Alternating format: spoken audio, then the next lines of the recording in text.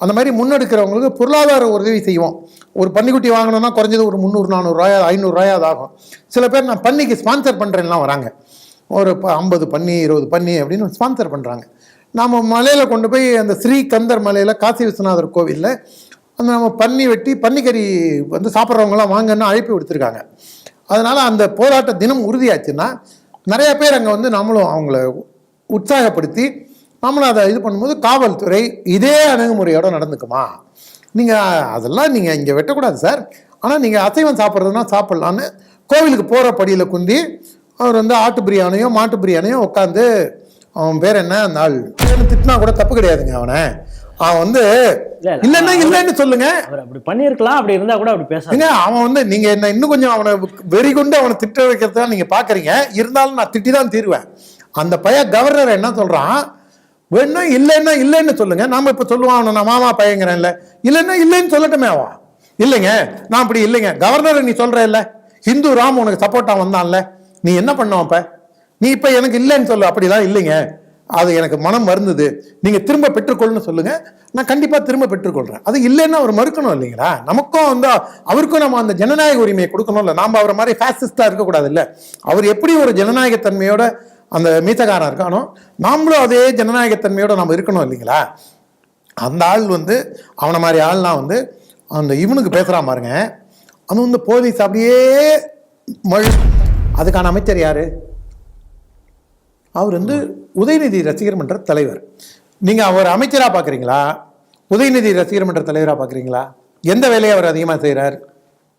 இல்லை, இப்போ இன்னைக்கு நடந்த ஃபங்க்ஷனில் கூட மாற்றுக் கட்சியினர் சேர்ந்திருக்காங்க, உதயநிதிக்கு பக்கத்திலே இருந்து எல்லாம் பார்த்துக்கிட்டு. அது அரசியல் நடவடிக்கை கூட. நீங்க சொல்றது எதுனா இந்த சீப்பு செந்தில்னு ஒரு பையன் ஒரு தான் நயத்துக்காக நான் நெறியாளர் நேர்மையான நெறியாளர்னு சொல்லி இன்னைக்கு கடைசியில புரோக்கர் வேலை.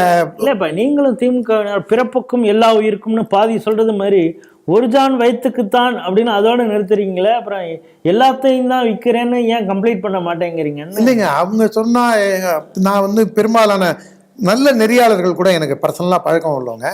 அவங்களாம் கூட ஒரு சாதாரண டிவிலேருந்து நியூஸ் 18 வரைக்கும் போய் வீட்டில் கல் விட்டு எரிஞ்சாங்க. யார் இன்னைக்கு சீமான் கூட சொல்லியிருக்காரு, ஸ்டாலின் போய் ஒளிஞ்சுக்கிறாரு, 5000 பேர் கூடி ஊர்வலம் போகிறானுங்க, அவனுக்கு தூவா செய்கிறானுங்க. ஆனால் இந்த ஜெகபர் அலிக்கு அனாத போன மாதிரி விட்டுருக்கானுங்க. இதெல்லாம் என்னங்க ஒரு கேடுகட்ட ஒரு அசிங்கமான ஒரு விஷயமா இல்லை? ஒரு நல்ல இஸ்லாமியன் நாட்டுக்காக கனிம வள கொள்ளையை எதிர்த்து நம்ம பஞ்சபூதங்கள்னு நாம சொல்றதாங்க அவன் இயற்கைன்னு சொல்றான். அந்த ஜெகபர் அலி வந்து செஞ்சது ஒரு மிகப்பெரிய நல்ல விஷயம். நாமளாத அவனுக்காக நம்ம கண்ணீர் விட்டு நம்ம தப்புன்னு சொல்ல வரல. ஆனா ஒரு தீவிரவாதி மாதிரி அணுகுவாங்க பார்த்தீங்களா, அந்த மாதிரியாவது இவங்க வந்து குடிச்சிட்டு வரவனை இவங்க பிடிச்சி உள்ள வைக்கலாம். பேட்ரோல் போலீஸ் இருக்கு, மதுவிலக்கு போலீஸ் இருக்கு. அதுக்கு தேவை ஒரே ஒரு சிந்தனை. இதுக்கு எதுக்கு நான் வந்து உங்களை கெஞ்சி கேட்கிறேன், மன்றாடி கேட்கிறேன், உங்களை கும்பிட்டு கேட்கிறேன், அழுது புரண்டு கேட்கிறேன், தலையை கொண்டு எத்தவான் என்று கேட்கிறேன், இப்படிலாம் நீங்க சொல்லவே வேணாம. அதுக்கு பதில இங்க பாரு, ஒழுங்கு மரியாதையா இல்லைன்னா உன் வேலையோ உன் ஹைகோர்ட்டோ ஒன்றும் கிடையாது அப்படின்னு ஒத்த கையெழுத்து. எல்லா இதையும் மூடுங்க, ஒயின் ஷாப்பையும் மூடுங்க. நீங்க ட்ரக்ல வந்து சிந்தட்டிக் ட்ரக்ல இருந்து லோக்கல் கஞ்சா வரைக்கும் வீட்டு தொட்டியில கஞ்சா எவனாவது வளர்த்தான்னா கூட அவனை கூட விடாதீங்க, பிடிங்க.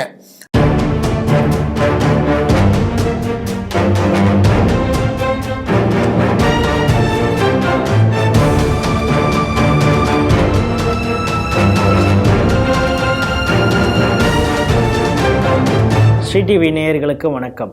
இன்றைய செய்திகள் சிந்தனைகள் நிகழ்ச்சிக்கு உங்களை வரவேற்கிறோம். முதலில் இன்றைய முக்கிய செய்திகளை பார்ப்போம். டிவி விளம்பரத்தை நிறுத்துங்கள், கோவையிலிருந்து முதல்வருக்கு குவியும் கடிதங்கள். கனிம வளம் கடத்துவதில் புதுக்கோட்டை கரூர் கும்பல்களின் அட்டூழியம் உச்சக்கட்டம். 6 மாதங்கள் ஆகியும் தேர்வு முடிவுகளை வெளியிடாத ஆசிரியர் தேர்வு வாரியம். மாணவிகள் மீதான பாலியல் குற்றச்சாட்டுகளை பதிவு செய்யாத மாவட்ட குழந்தைகள் பாதுகாப்பு அதிகாரி. சீமான் வீடு முற்றுகை செட்டப் போராட்டம். வீடியோவால் வெளிவந்த போராளிகளின் வெட்கக்கேடான செயல். இன்றைய செய்திகள் குறித்து தனது கருத்துக்களை நம்மிடையே பகிர்ந்து கொள்ள நமது அரங்கத்திற்கு திரு ஓமாம்புலியர் ஜெயராமன் அவர்கள் வந்திருக்கிறார். ஸ்ரீ டிவி நேயர்கள் சார்பாக அவரை வரவேற்கிறேன். வணக்கம். முத்துவேல் கருணாநிதியின் மகன் ஸ்டாலின் எதற்காகவும் அவர் தலை குனிஞ்சதில்லை, ஒரு கெஞ்சி கேட்டதில்லை, பேசியதில்லை. ஆனால் ஒரு விஷயத்துக்காக அவர் கெஞ்சி கெஞ்சி கேட்குறார். அப்படின்னா என்னென்னா, மாணவர்களிடமும் இளைஞர்களிடம் தயவுசெய்து அந்த போதை பாதையில் போயிடாதீங்க அப்படின்னு அவர் ரிக்வெஸ்ட் பண்ணக்கூடிய விளம்பரங்களை நீங்கள் டிவி சேனல்ஸில் பார்த்துருப்பீங்க. தயவுசெய்து அந்த விளம்பரத்தை இழுத்து மூடுங்க அப்படின்னு ஒருத்தர் கிருஷ்ணசாமி அப்படின்னு சொல்லிட்டு ஒரு முன்னாள் கவுன்சிலர் கோயம்புத்தூர்லேருந்து எழுதியிருக்கார் லெட்ரு. என்ன அப்படின்னு பார்த்தீங்கன்னா, ஊர் முழுக்க நீங்கள் நூற்றுக்கணக்கான டாஸ்மாகை திறந்து வச்சுட்டோம், அந்த டாஸ்மாக் பக்கத்துலேயே பாரையும் திறந்து வச்சுக்கிட்டு டைமிங் நீங்கள் உங்கள் டைம் 12லேருந்து 10 மணின்னு சொன்னால் கூட, ஆனால் 24/7 பாரு ஓப்பனில் தான் இருக்குது அப்படிங்கிறது இருக்குது. கோயம்புத்தூரில் பாட்டு டான்ஸ் எல்லாம் வேறு அதோட சேர்த்து போது இளைஞர்கள் பெண்கள் கூட போய் குடிக்கிற அளவுக்கு அங்கே ஆயிடுச்சு. இந்த நேரத்தில் நீங்கள் இப்படி ஒரு விளம்பரத்தை ஊரை ஏமாத்துறதுக்கு இந்த விளம்பரமா? மக்கள் கிண்டலும் கேலியும் நகைப்புக்கு உரியதாக இருக்குது. தயவுசெய்து அந்த விளம்பரத்தை இழுத்து மூடுங்க அப்படின்னு கேட்டிருக்காங்க. நீங்கள் அந்த விளம்பரத்தை பார்த்துருக்கீங்களா? அந்த கிருஷ்ணசாமி அவருடைய கருத்தை நீங்கள் ஏற்கிறீங்களா? நான் அந்த விளம்பரத்தையும் பார்த்துருக்கேன். அந்த விளம்பரத்துக்கு நம்ம வாயால் மட்டும் சிரிக்க முடியாதுன்னு வச்சுங்க. அது ஏன் வாயால் மட்டும் சிரிக்க முடியாதுன்னு பின்னாடி சொல்கிறேன். அதுக்கு முன்னாடியே அந்த கிருஷ்ணசாமி எழுதினதை நியாயப்படுத்தணும். ஒரு பொறுப்புள்ள தகப்பன் ஸ்தானத்தில் இருந்து இங்கே ஸ்டாலின் பேசுகிறாரா, கிருஷ்ணசாமி பேசுகிறாரா? 2 பேரும் ஒரே கட்சி. கிருஷ்ணசாமியும் இதே திராவிட இயக்கத்தில் வந்தவன் தான், நான் உங்கள் ஆள் தான் அப்படின்னு சொல்லி தான் பேசுகிறாரு. இல்லைன்னா அவரை போய் போடா சங்கி, ஆரிய கைக்கூலி, RSS அடியாளே, பார்ப்பனனே, கொத்தாக்கரைக்கு அவர் கோயம்புத்தூர் வேற கண்டிப்பாக சொல்லிடுவாங்க. அதை வேற சங்கி அப்படின்லாம் சொல்லிட்டு, சங்கி அடிமையே அப்படின்லாம் சொல்லிட்டு போகிறாங்களேங்கிற ஒரு இது இருக்குங்கிறதுனால அதுக்கு தான் அவர் கேவிட் ஒன்று போட்டுக்கிறார். இல்லைங்க, நானும் ஒரு திராவிட இயக்கத்தோட ஆள் தான் அப்படின்னு சொல்கிறாரு. அவர் அதில் சொல்லிட்டு பின்னாடி அவர் என்னென்னு சொல்கிறாரு, நீங்கள் இந்த FL2 FL3 கொடுக்கறதெல்லாம் கூட காலையில் 11லேருந்து ராத்திரி 11 மணி வரைக்கும் பார் திறந்து வைக்கிறாங்க. அதோடு இல்லாமல் அங்கே கேளிக்கைகள், நான் கூட கேளிக்கைன்னு ஒன்று சரி பாட்டு இருக்கும், ஏதோ வேற ஏதோ இந்த மாதிரி ஒரு ரேப் டான்ஸ் அந்த மாதிரிலாம் இருக்குன்னு பார்த்தா மணமகிழ் மன்றம் அப்படின்னு. அந்த மணமகிழ் மன்றம்ங்கிறது நம்ம பல்வேறு மணமகிழ் மன்றம். நீங்கள் என்னை திரும்பி ஒரு 25 வருஷம் பின்னோக்கி போக வைக்கிறீங்க. எக்மோர் ரயில்வே ஸ்டேஷன் ஆப்போசிட்டில் இம்பீரியல்னு ஒரு ஹோட்டல், இந்த பேர் இம்பீரியல் தான் நினைக்கிறேன். அங்கே இதெல்லாம் கூட நடக்கும். நம்ம ரம்ஜான் நோம்பு கஞ்சி குடித்து நானே ஒரு சில இதுக்கெல்லாம் போயிருக்கேன். திருநாவுக்கரசு அண்ணன் கூடயும் போயிருக்கேன். பிஜேபியில் பொன் ராதாகிருஷ்ணன் இவங்கெல்லாம் இருக்கும்போது கூட ரம்ஜான் நோம்புக்கு 2-3 தடவை போயிருக்கேன். அங்கே போனோடனே எனக்கு என்ன ஞாபகம் வந்ததுன்னா, அந்த இம்பீரியல் ஹோட்டலில் பாரும் இருக்கும், கேபரே டான்ஸும் இருக்கும். உடனே பார்க்குறவங்க அது எப்படி உனக்கு தெரியும்னு யாராவது குதர்க்கமாக கேட்டுட்டு போகிறாங்க. நம்ம அடிப்படையில் ஒரு கிராமத்தான், நமக்கு இதெல்லாம் ஒன்றும் பெருசாக பழக்கம் கிடையாதுன்னு வச்சுங்க. போனவங்க சொன்னாங்க, ஒருத்தவங்க சொன்னான், தெரியுமா இங்கே இதெல்லாம் நடக்கும் தெரியுமா? நீங்கள் 30 வருஷத்துக்கு முன்னால், 25 வருஷத்துக்கு மேலே இருக்கும். ஆனால் இப்போ அவங்க போகும்போது சொன்னார், அப்போல்லாம் நடக்குங்க, நமக்கு அந்த வாய்ப்பு கிடைக்கல அப்படின்னு சொல்கிறேன். நம்ம அதெல்லாம் சிந்தனையிலே இல்லையேன்னு வச்சுங்க. நம்ம தான் அப்படி சங்கியாகி நம்ம தான் பழுத்த பழமாகவே நம்ம இருக்கோம்ல. ஆரம்ப காலத்துலேருந்து நம்மளுக்கு எந்த விதமான ஒரு இதுவும் இல்லாமல் உலக வாழ்வில் உய்விக்காமல் நம்ம அப்படியே கொஞ்சம் பற்றற்று தானே இருக்கோம் நம்ம. அதனால நம்மளுக்கு பெருசாக பழக்கம் இல்லை. அங்கே ஒன்று அதே மாதிரி நீங்கள் தேவி தேட்டர் மவுண்ட் ரோட்டில் இந்த லஸ்ஸி கடை ஒன்று இருக்கும். அந்த லஸ்ஸி கடைக்கு மேலே டும் டும் தும்னு சத்தம் வரும். அங்கேயும் பார்த்தீங்கன்னா ஃபால்ஸ் டான்ஸ் அப்படிம்பாங்க. அதுவும் என்னங்கிறது தெரியல. பாண்டிச்சேரி பஸ் ஸ்டாண்டு வாசலில் மாஸ் ஹோட்டல்னு இப்பவும் இருக்குது. இதை பார்த்து வேறு யாராவது கெட்டுப்பட போகிறாங்க. இந்த லிங்கை வச்சுட்டு மாஸ் ஹோட்டலில் என்னென்னு போட போகிறாங்க. இப்போ எங்கே இல்லை, முதல்ல இருந்திருக்கு, அப்போ இருந்திருக்கு. மாஸ் ஹோட்டல் இருக்குன்னு நினைக்கிறேன். மாஸ் ஹோட்டல் இருக்கு அங்கே. நீங்கள் சொல்கிற அது எப்படி உங்களுக்கு தெரியும்? இல்லை, அது இப்போ இல்லைங்கிறது தெரியும். இல்லை, அது எப்படி தெரியுங்கிறது நான் இப்போ சொன்னேன். யாரோ சொன்னாங்கன்னா அந்த மாதிரி உங்களுக்கு கேள்வி இருந்திருக்கிறேன். ஓ, நீங்களும் போயிருக்கீங்களான்னு நான் கேட்டு நான் உங்களை தர்ம சங்கடப்படுத்த விரும்பல. அப்படியே நம்ம கடந்து போயிடுவோம். இதில் இந்த மாதிரி விஷயங்கள் எல்லாம் இளைஞர்களை எப்படியெல்லாம் சீரழிக்க முடியுமோ. நல்ல வேளை நீங்கள் RSSல இருந்ததுனால நீங்கள் போயிருக்க மாட்டீங்க. அந்த நம்பிக்கை எனக்கு உறுதியாக இருக்குன்னு வச்சுங்க. இல்லைன்னா என்னை போன்று கௌதம் போன்றவர்களுடைய தூய நட்பு உங்களுக்கு கிடைச்சிருக்காது. நல்வழியில் இருக்கிறதுனால, நல்லவர்களோட உங்களுக்கு ஐக்கியம் இருக்கிறதுனால நீங்கள் அந்த மாதிரி போயிருக்க மாட்டீங்கன்னு நான் மீண்டும் மீண்டும் நம்புகிறேன். ஆனால் மீதி பேர்லாம் தரிகட்டு போய் ஒரு வழி தவறி நெறி தவறி போகிறதுக்கு இதெல்லாம் ஒரு காரணமாக அமையுதுன்னா கிருஷ்ணசாமி ஸ்டாலின் மேலே குற்றம் சுமத்துறாரு.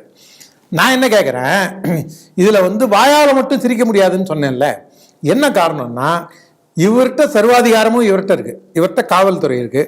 இவரு ஒரு கையெழுத்து போட்டு மதுவிலக்கு கொண்டு வந்துட்டாருன்னா ஊர்ல இருக்கிற அத்தனை கடையும் மூடலாம். அத்தனை கடையும் மூடி வேற அதுக்கு மேலேயும் வியாபாரம் நடந்ததுன்னா பேட்ரோல் போலீஸை விட்டு எவன் வந்தாலும் விடாது. எப்படி இந்த மண் தண்டில் சந்து முனையில் பதுங்கி இருந்து பாஞ்சு வந்து இந்த கோயம்புத்தூர் பாஷாவையோ இல்லை அன்சாரியோ இல்லைன்னா தடா ரஹீமையோ பிடிக்கிறதுக்காக போலீஸ் அப்படியே பாஞ்சு போவாங்க நாம நினைச்சிட்டு இருக்கோம் பாருங்க. அந்த மாதிரி இந்த ஹெல்மெட் போடாம லைசன்ஸ் இல்லாமல் வந்துட்டாங்கிறதுக்காக பிடிக்கிறத நான் அவங்க வேலையை செய்கிறத நான் தப்புன்னு சொல்ல வரல. ஆனால் ஒரு தீவிரவாதி மாதிரி அணுகுவாங்க பார்த்தீங்களா, அந்த மாதிரியாவது இவங்க வந்து குடிச்சிட்டு வரவனை இவங்க பிடிச்சி உள்ளே வைக்கலாம். பேட்ரோல் போலீஸ் இருக்கு, மதுவிலக்கு போலீஸ் இருக்கு. அதுக்கு தேவை ஒரே ஒரு சிந்தனை. இதுக்கு எதுக்கு நான் வந்து உங்களை கெஞ்சி கேட்கிறேன், மன்றாடி கேட்கிறேன், உங்களை கும்பிட்டு கேட்கிறேன், அழுது புரண்டு கேட்கிறேன், தலையை கொண்டு எத்தவான் என்று கேட்கிறேன், இப்படிலாம் நீங்க சொல்லவே வேணாம. அதுக்கு பதில இங்க பாரு, ஒழுங்கு மரியாதையா இல்லைன்னா உன் வேலையோ உன் ஹைகோர்ட்டோ ஒன்றும் கிடையாது அப்படின்னு ஒத்த கையெழுத்து. எல்லா இதையும் மூடுங்க, ஒயின் ஷாப்பையும் மூடுங்க. நீங்க ட்ரக்கில் வந்து சிந்தட்டிக் ட்ரக்ல இருந்து லோக்கல் கஞ்சா வரைக்கும் வீட்டு தொட்டியில் கஞ்சா எவனாவது வளர்த்தான்னா கூட அவனை கூட விடாதீங்க, பிடிங்க அப்படின்னு உங்கள்கிட்ட அந்த ஒரு ஆட்சியாளருங்கிற ஒரு செருக்கோட எப்படி பிஜேபி காரன சங்க பரிவார இயக்கத்துக்காரன பிடிக்கிறதுல இருக்கிற வேகம் இருக்கு பாருங்க. ஃபேஸ்புக்ல எழுதின உடனே அது ஃபேஸ்புக்ல கமெண்ட் போடுறவனை பிடிப்பான் பாருங்க. அதுவும் எங்க இருந்து, எனக்கு சவுக்கு சங்கரை சுத்தமா பிடிக்கவே பிடிக்காது. அந்த ஒரு வாய் வியாபாரி இன்னைக்கு பேசிட்டு அதுக்கு நேத்திக்கு அவன்கிட்ட காசு வாங்கினாங்கிற அளவுல தான் என்னுடைய கருத்து என்னைக்குமே உண்டு. ஆனால் திமுக நல்லா வண்டையாக திட்டுறான், பல பேர் அதை ரசிக்கிறாங்க. ஆனால் அந்த சவுக்கு சங்கரையே இவங்க எப்படி பாருங்க, 6 மணிக்கு அவரை வந்து இதில் டிரான்சிட் வாரண்ட் வாங்குறாங்க.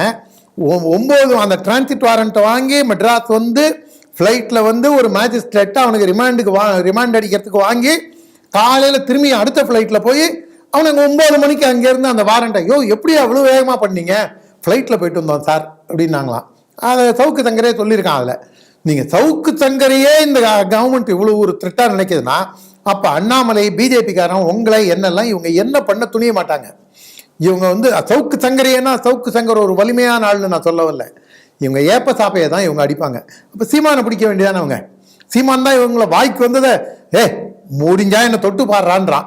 அதுக்கு வந்து இவங்க அதுக்கெல்லாம் இவங்களுக்கு துப்பு இல்லை. ஆனால் இவங்க வந்து செய்ய வேண்டியதை விட்டுட்டு, அதாவது வேலையத்தை யாரோ குறுக்க போன பூனையை பிடிச்சி ஏதோ சரிச்சுக்கிட்டு இருந்தானாம்பாங்க, அந்த கதையா இவங்களுடைய வேலையை செய்ய வேண்டிய அரசு அப்படி சொல்றதை ஏற்றுக்க முடியல. ஏன்னா அவர் பலமுறை சொல்லியிருக்காரு, நான் சர்வாதிகாரியாக மாறுறேன்னு சொல்லியிருக்காரு. 4.0 வரைக்கும் கஞ்சா வேட்டையெல்லாம் நடத்தியிருக்காங்க. பல கஞ்சா விற்கிறவங்களை பிடிச்சி அவங்களுடைய அக்கௌண்ட்லாம் கூட சீஸ் பண்ணியிருக்காங்க. நடவடிக்கை எடுத்துக்கிட்டு எப்போ சீஸ் பண்ணாங்கன்னா, ஏதோ ஒரு படம் கூட நாள் ஃபன் பண்ணான், என்ன படங்கிறது மறந்துடுச்சு. உஸ்ஸோட சம்சாரம் தான் டைரக்ட் பண்ணாங்க. அவன் என்ன ஒரு 2000 கோடி தான் இது பண்ணான். அதுக்கு அந்த ஆடு புருஷன் அமீர்னு ஒரு பையன் இருக்கான் பாருங்க, அவனுக்கு கூட ஏதோ ஒரு படத்துக்கு ஃபன் பண்ணியிருக்கான். ஜாஃபர் சாதிக் நீங்கள் சொல்கிறீங்க? ஜாஃபர் சாதிக் தான் சொல்கிறேன். ஜாஃபர் சாதிக் அந்த ஒட்டுமொத்த கும்பல். அவன் வந்து அவனை எதுக்காக அந்த பிரிவில் வச்சுருந்தாங்கன்னா, வெளிநாட்டு வாழ் தமிழர்கள் பிரிவில் வச்சுருந்தாங்கன்னா இந்த ஹவாலா வேலைக்கே தான் வச்சுருந்தாங்களோங்கிற டவுட் எனக்கு இருக்குது. அந்த அளவுக்கு இவங்களுடைய இந்த சர்வாதிகாரி, அதுக்கு தான் இவரை வாயால் மட்டும் சிரிக்க முடியாதுன்னு. அதோடு இல்லாமல் நீங்கள் அவரை வண்டையாக நான் திட்டணும்னு நீங்கள் எதிர்பார்க்குறீங்க. அவரை வந்து 24ஆம் புலிகேசின்னு நான் சொல்லணும்னு நீங்கள் நினைக்கிறீங்க.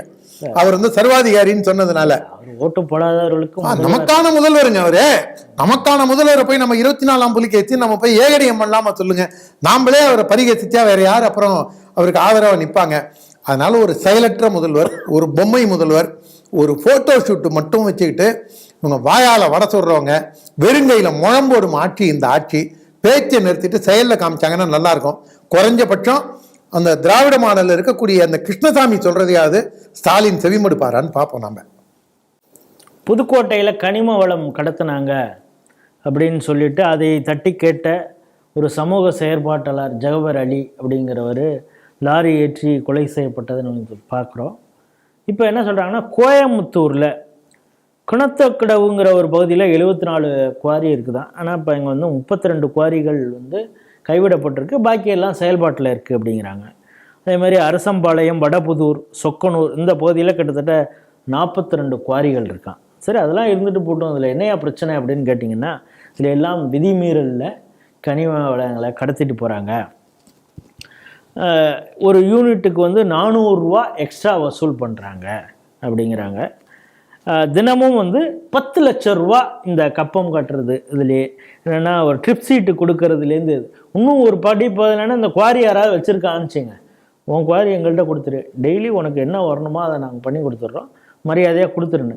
இல்லை எங்களால் முடியாது அப்படின்னு அவங்க மறுத்தாங்கன்னா அதிகாரிகள் கொடுத்துட்டு அவங்களுக்கு லாரியில் ஏற்றுறதுக்கு அந்த ட்ரிப் சீட்டு கொடுக்காம அவங்கள இழுத்து அடிக்கக்கூடிய அந்த வேலையை செய்கிறாங்க.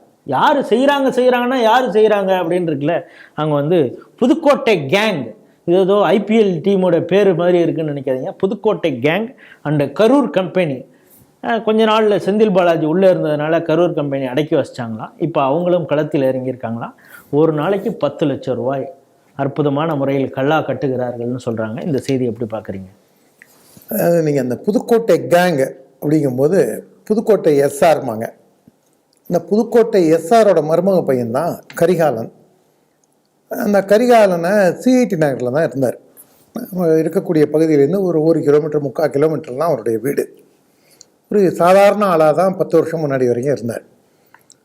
6-7 வருஷம் முன்னாடி கூட அவர் வந்து ஒரு சாதாரண சின்ன காரில் தான் இருந்தார். ஆனால் இந்த திராவிட மாடல் ஆட்சி வந்தோடனே லண்டனில் காலேஜ் வாங்கிட்டார். நீங்கள் எப்படி அந்த இவர் ஒருத்தர் இருந்தார் ராமநாதபுரம் எம்பியா, இப்போ திமுக அடியாள் இருக்கானே அந்த ஆள் இல்லை, அதுக்கு முன்னாடி ஒரு எம்பி இருந்தார், சினிமா நடிகர் ஜே.கே. ரித்தீஷ். அவர் பேர் சிவகுமார். அந்த சிவகுமாரோட கதையை கேட்டால் நம்மளுக்கு தலை சுத்தம். அந்த ஆள் ஒரு சாதாரண டீ பாயாக இருந்து அதுக்கப்புறம் ஒரு எம்பியான ஆகிற வரைக்கும் எப்படி வந்தாங்கிறத கேட்டிங்கன்னு வச்சுங்களேன், ஒரு ஃப்ராடு பயலுக்கு தான் இந்த தமிழ்நாட்டில் இடம் இருக்கு போல இருக்குன்னு எல்லாருமே அந்த கதையை கேட்டு நம்ம ஒன்றும் ஒரு புஸ்தகமாக எழுதி போட்டோன்னா அபாரமாக விற்கும். ஜே.கே. ரித்தீஷ் வளர்ச்சி பாதையில் ஜே.கே. ரித்தீஷ்னு எழுதினோன்னா அந்த மாதிரி இதோட அப்படியே கிட்டத்தட்ட ஜெராக்ஸ் காப்பி தான் இந்த கரிகாலன். பெரிய ஒரு நம்ம ஊர் இதில் டெல்டா பாஷையில் சொன்னால் ஒரு சூச்சனை இல்லாத ஒரு நபர். ஒரு இதாக என்டர்பிரைசிங்காவோ ஒரு எனர்ஜெட்டிக்கான ஒரு இதாகவோ இல்லாமல் டல்லாக ஒரு என்ன சொல்லுவாங்களோ அப்படிங்கிற மாதிரி ஒரு இதாகவே இருக்கக்கூடியவர். அந்த மாதிரி இருக்கக்கூடிய வேற ஒரு உதாரணம் எனக்கு ஞாபகம் வருது, அது வேண்டாம், ஆன் கேமராவில் வேண்டாம், அதனால அப்புறமா நம்ம பேசிப்போம். அவராக இருக்கட்டும், அவர் அந்த மாதிரி இருக்கிறவருக்கு இன்றைக்கி எங்கேருந்து வளர்ச்சி வந்தது? துரைமுருகன் பையனுக்கு அவர் தான் ஃபண்ட்ஸ் எல்லாம் பார்க் பண்ணுறாருங்கிறாங்க. இன்றைக்கி இடி ரைடுக்கு வந்து நேற்றுக்கு அவர் போய் என்கொயரிக்கும் அப்பியர் ஆகியிருக்காரு. எந்த நேரம் ஆனாலும் அவர் கைது செய்வாங்கங்கிற ஒரு பேச்சு இருக்குது. அது உண்மையாக பொய்யாங்கிறது தெரியாது. துரைமுருகன் ஒரு நாளைக்கு ஒரு மாதத்துக்கு 3000 கோடி ரூபா அவர் கல்லா கட்டுறாருங்கிறாங்க. அப்படின்னு அவங்க கட்சியில் இருக்கிறவரு யூடியூப்ல சொல்லியிருக்கான். அதுவும் யார், குடியாத்தம் குமரன்கிற ஒரு மாபெரும் தலைவர், ஒரு மிகப்பெருந்த போர்படை தளபதி சுக்கி சிவம் மாதிரி அவரும் ஒரு பெரிய ஒரு சொற்பொழிவாளர்னு வச்சுங்களேன். அப்பேற்பட்ட சொற்பொழிவாளரே சொல்லியிருக்காரு. சுக்கி சிவம்க்கு ஒப்பா நம்ம சொல்லணும்னா அந்த இவரு வாயிலேருந்து சென்னா புலவரா, அவர் அந்த குடியாத்தம் குமரன்ங்கிற ஒரு மாபெரும் தலைவரே இந்த ஆள் எவ்வளோ கொள்ளடிச்சிருக்காங்கிறதுனா ஒரு ஒப்புதல் வாக்குமூலமாக சொல்கிறாங்க. இதெல்லாம் எங்கேருந்து வந்தது இந்த பணம்? இவங்க வந்து முழுக்க அதுவும் என்ன சொல்கிறார் துரைமுருகன், நான்லாம் நீண்ட கோமணம் கட்டிட்டு வயலில் ஏர் ஓட்டிட்டு இருந்திருப்பேன் அப்படின்னவருக்கு இங்கே இன்னைக்கு எப்படி இவ்வளோ பெரிய பணம் வந்தது? அப்புறம் அவரே ஒரு நேரத்தில் வருத்தப்பட்டதுன்னு சொன்னார், நம்ம ஆளுகளே போட்டு கொடுக்குறாங்கிற அதையும் சொல்லியிருக்காரு. எனக்கு அது வந்து குடியாத்தம் குமரெல்லாம் மனசில் வச்சுட்டு தான் சொன்னார், என்ன எவ்வளோ தெரில, வேலையும் எல்லாரையும் மனசில் வச்சுட்டு தான் சொன்னார். அது பல பேர் அந்த மாதிரி இருக்காங்க. அதே மாதிரி நீங்கள் அந்த எஸ்ஆர் கம்பெனி ஒன்று, திண்டுக்கல் ரத்னம் கொஞ்சம் கொஞ்சமாக அவர் சீன்லேருந்து வெளில போயிட்டார். கோயம்புத்தூரில் வேற ஒருத்தர் ட்ரஸ்ட் வச்சு நடத்திட்டு இருக்காரு இவர். இந்த மாதிரி இது வந்து ஒரு அக்டோபஸ்காரங்கள். நீங்கள் பார்த்தீங்கன்னா நீங்கள் ஒன்றும் இல்லை, ஓமாமலேர் ஒரு குக்கிராமம், ஓமாமலேருக்கும் கல்கி பிறந்த ஊருக்கும் நடுப்புற நீங்கள் போய் ஒரு மாட்டு வண்டியில் மண் அள்ளனா கூட, வீட்டு வேலைக்கு நம்ம மண் அள்ளனா கூட ஏன் அள்ளுறீங்க அப்படிங்கிற அளவில் அவ்வளோ விஜிலாக இருக்குது அரசாங்கமும் அப்படின்னு நீங்கள் நினச்சிடாதீங்க. காவல்துறைன்னு கழக கண்மணிகள். அதில் சேடஸ்ட் பார்ட் என்னன்னா, கல்லணைக்கு அடுத்து வர அன்பில்ல ஆரம்பித்து கொள்ளத்தில் அன்பில்லேருந்து நம்மளுக்கு இந்த அணைக்கரைக்கு கீழே இருக்கக்கூடிய நம்ம இவர் இருக்காரு பாருங்க, ஸ்ரீதர் வேம்பு, அவர் ஊரை தாண்டி ஓமாமலியூர், அதுக்கும் கிழக்கெல்லாம் நீங்கள் பார்த்தீங்கன்னா சீர்காழி வரைக்கும் ஒரு கிட்டத்தட்ட 10-12 குவாரி. நான் சொல்கிறது அணைக்கரைக்கும் சீர்காழிக்கு நடுப்புற, அணைக்கரைக்கும் அன்பிலுக்கும் நடுப்புற ஒரு, அதுக்கு நடுப்புற ஒரு 7-8 குவாரி, ஒரு 15-20 குவாரி. ஆனால் அது பல்வேறு பிரச்சனைகள்னால அது அப்படியே கிடப்பில் இருக்குது. அண்ணன் ஹெச் ராஜா ஒரு 4-5 வருஷம் முன்னாடி சித்தமல்லிங்கிற பகுதி, அங்கே வந்து வடரங்கம்னு ஒரு ஊர் இருக்குது, எங்கள் ஊர்லேருந்து ஒரு 5-6 கிலோமீட்டர் இருக்கும். அந்த வடரங்கம் பக்கத்தில் போய் கார் எடுத்துகிட்டு போய் ராஜா அண்ணன் கொள்ளக்கரையில் போய் பார்வையிட்டாங்க. ஸ்ரீரங்கம் மாதிரியே ஒரு பெருமாள் கோவில் வடரங்கத்தில். அப்போ அந்த ஊர் ஜனங்கள்லாம் கோடை நாளில் அவர் போனது வந்து சித்திரை வைகாசியில் போனாங்க. ஒரு பாட்டிலில் தண்ணியை கொண்டு வந்து வீட்டு போர்லேருந்து எடுத்த தண்ணியை அடிப்பம்பில் கொண்டு வந்து தண்ணியை பிடிச்சி கொண்டு வந்து காமிச்சாங்க. எல்லாமே உங்களுக்கு மஞ்சள் கலரில் இருந்தது. அதுவும் நீரோட்டம் இருந்து ரீசார்ஜ் ஆகக்கூடிய இடத்துலையே எப்படின்னா கோயம்புத்தூர் போன்ற பகுதியில். ஏன்னா அங்கே வந்து அந்த இந்த ஆறு செத்தே போயிடுச்சு. ஒரத்துப்பாளைய அணையில் வந்து சேரும். அதுவும் செத்து போய் ஒரே சாக்கடை நாத்தம் கோயம்புத்தூருக்குள்ளே வரும்போதுலாம் அது நொய்யல். அந்த அளவுக்கு அந்த ஆத்தையும் கொண்டுட்டாங்க. அதே மாதிரி மழை இல்லாமல் இது பண்ணிட்டாங்க. சரி, இதுக்கெல்லாம் என்னடா விடிவு அப்படின்னு பார்த்தா ஏதோ நல்ல விஷயங்களுக்காக போராடுறவங்க இருக்காங்க பாருங்க. இஸ்லாமியர்களில் நல்ல இஸ்லாமியர்கள் அப்படின்னு நான் சொல்லும் போது ஐயா ராமகோபாலன் வந்து நம்மளுக்கு வேற ஒரு விஷயத்தை நம்மளுக்கு சொன்னாங்க. இந்த மாதிரி ஒரு நல்ல இஸ்லாமியராக இருந்து எப்படி கோட்டை அமீர் இருந்தாரோ அந்த மாதிரி இவர் வேற ஒரு தளத்தில், இவர் பேர் என்ன, ஜவஹர் அலியா அப்படிங்கிறவர் இந்த கனிம வள கொள்ளையை எதிர்த்து போராடினார். அவர் ஏற்கனவே அவர் கம்ப்ளைண்ட் கொடுத்து 20,000 டன்னு கொண்டு போய் திரும்பியும் அதே இடத்துல ரொப்பி கணக்கு காமிச்சிருக்காங்க. நான் அப்படிலாம் திருடலை அப்படின்னு சொல்லி அதை அந்த ஜவஹர் அலியே பேசியிருந்திருக்காரு. அதை ஜகபர் அலி அவரே பேசியிருந்திருக்காரு. அந்த 20,000 டன்னையும் கொண்டு போய் அந்த இதுலேயே கொட்டி மூடி கனிம வள கொள்ளையை இவர் கொடுத்த கம்ப்ளைண்டோட எஃபெக்டுக்காக அப்படி அதெல்லாம் எவ்வளவு தூரம் இவரை டார்கெட் பண்ணியிருந்திருக்காங்க. இவரை டார்கெட் பண்ணி லாரி ஏற்றி கொண்டிருக்காங்க. ஒரு தடவைக்கு 2 தடவைக்கு 2 தடவைக்கு மேற்பட்ட விதத்தில் வேணும்னே இவர் வந்து இவர் தான் கம்ப்ளைண்ட் கொடுத்திருக்காருன்னு யாரு குற்றவாளியோ அவனுக்கும் சொல்லியிருக்காங்க. அதுவும் சொல்றது யாரு, அங்க இருக்கக்கூடிய ரெவென்யூ டிபார்ட்மெண்ட்ல இருக்கக்கூடிய ஆளே இருந்தால் கம்ப்ளைண்ட் கொடுத்து உயிரை வாங்கினாயா, முன்னாடி அதை கொண்டு போய் கொட்டு அப்புறம் இவனை பாத்துக்கலாம்னு வேற சொல்லியிருக்காங்க. மரப்பா நாடுல எப்படி அந்த விஓ போட்டு தள்ளினாங்களோ அதுவும் கனிம வள கொள்ளை. ஆத்துல மணல் அள்ளுறாங்கிற பிரச்சனை தான். இந்த மாதிரி பாருங்க தோண்ட நாறுது பாருங்க. இதை வந்து போய் நம்ம பார்பர் ஷாப்ல போனா வெறும் முடியாதான் வரும் அப்படிங்கிற கதையா இங்க இது என்ன மாதிரி இருக்கு பாருங்க. திமுக கள்ளச்சாராயம் குடிச்சு செத்தா 10 லட்சம் போய் இவருக்கு ஜவஹர் அலிக்கு ஏதாவது அறிவிச்சிருக்காங்க. அவங்க அதுக்கு ஜவஹர் அலிக்கு ஏங்க ஜவஹர் அலிக்கு அறிவிக்கணும்? இந்த மாதிரி விஷயங்கள்லாம் இஸ்லாமியர்கள் அவங்க அதை பத்தி கவலையே படல பாருங்க. அங்கே ஒருத்தன் குண்டு வச்சு ஊரையே நாசம் பண்ணி 100 பேரோட தாலி அறுத்து 1000 கோடி ரூபாய்க்கு வியாபாரத்தை சிதைச்சு அந்த ஊரையே 50 வருஷம் பின்னோக்கி போனவனுக்கு ஒரு 5000 பேர் கூடி ஊர்வலம் போறானுங்க, அவனுக்கு தூவா செய்கிறானுங்க. ஆனால் இந்த ஜகபர் அலிக்கு அனாதை போன மாதிரி விட்டுருக்கானுங்க. இதெல்லாம் என்னங்க ஒரு கேடுகட்ட ஒரு அசிங்கமான ஒரு விஷயமா இல்லை? ஒரு நல்ல இஸ்லாமியன் நாட்டுக்காக கனிம வள கொள்ளையை எதிர்த்து நம்ம பஞ்சபூதங்கள்னு நாம சொல்றதாங்க அவன் இயற்கைன்னு சொல்றான். அந்த ஜகபர் அலி வந்து செஞ்சது ஒரு மிகப்பெரிய நல்ல விஷயம். நாமளாத அவனுக்காக நம்ம கண்ணீர் விட்டு நம்ம அஞ்சலி செலுத்துறோம். ஆனா இந்த பாருங்க, ஒருத்தன் வந்து சிலிண்டர் கொண்டு போய் மோதி ஆக்சிடென்ட் பண்ண போறான், அவனுக்காக துவா பண்றாங்க. சிரியால இருக்கிறவங்களுக்கு எல்லாம் அந்த அதோட இல்லாம ஜெயிலுக்குள்ள வந்து ஜெயிலரை போட்டு அடிக்கிறான். போலீஸ் பக்ருதீனும் பன்னா இஸ்மாயிலும் ரவுடித்தனம் பண்றான் ஜெயிலுக்குள்ள. அவனுக்கு ஆதரவா ஒரு கும்பல் போய் அவனுக்காக போராடுது. ஆனா இயற்கையை காப்பாத்துறதுக்காக ஒரு நல்ல விஷயத்துக்காக ஜகபர் அலின்னு ஒருத்தன் உயிரை விட்டுருக்கான். கேடுகட்ட பயல்கள்லாம் போய் போராடுற இந்த இவங்க இது உண்மையிலேயே உங்களை பத்தி என்ன நினைப்பாங்க நீங்க யோசிச்சு பாருங்க. கமெண்ட்ல வந்து கதறுவானுங்க. ஆனா அந்த வெள்ளிக்கிழமை வெறியர்கள் நீங்க பாருங்க கரெக்டா நீங்க அதே வேலையாடா டேய் எங்களை அவன் அந்த எழுதுற கமெண்ட்லாம் நாம இப்ப சொல்ல முடியல. ஏன்னா நம்மளுக்குன்னு ஒரு தரம் இருக்கு, நம்மளுக்குன்னு ஒரு குவாலிட்டி வேற நம்ம வச்சிருக்கோம் இல்லையா? அந்த ட்ரெண்டு நம்ம அதுல இருந்து இறங்க முடியாது. ஆனா அவனுக்கு கீழே இருக்கிற எழுதுற கமெண்ட் பாருங்க, ரொம்ப கேவலமா ஏதாவது எழுதுவானுங்க. ஆனா இது நல்லது சொன்னா இவன் எந்த பையன் கேட்கறான்னு சொல்லுங்க. டாய்லெட் போகும்போது முறுக்கு திங்காதுன்னு தான் சொல்ல முடியும். தோச்சிக்கிட்டு தான் திம்பேன்னு சொன்னா நம்ம என்ன பண்ண முடியும் சொல்லுங்க? அந்த லெவல்ல தீவிரவாதி ஆதரிக்கிறத விட்டுட்டு கோட்டை அமீர் போன்று, இவரை போன்று, அதுக்கப்புறம் நம்ம வேலூர் இப்ராஹிம் போன்று எவ்வளவு நல்ல இஸ்லாமியர்கள், நம்ம இன்னொருத்தர் அந்த மணலி பக்கத்தில் ஒருத்தர் இருக்காரு இன்னொருத்தர், அந்த மாதிரி எவ்வளவு நல்ல பேர் இருக்காங்க. அந்த வடசென்னையில நம்ம மாநில இந்த தலைவராக இருந்தாரு, சிறுபான்மை அணி தலைவர், 20 வருஷத்துக்கு மேல இருக்காரு. எவ்வளவு நல்லவர், 5 வேளை தொழுகிறாரு, நல்ல இஸ்லாமியர், ஊர்பட்ட நல்ல இஸ்லாமியர்கள் இருக்காங்க. 80-90% மேல இந்த தேசத்தையும் இந்த சமுதாயத்தையும் நல்லிணக்கத்தையும் விரும்புறவங்க இருக்காங்க.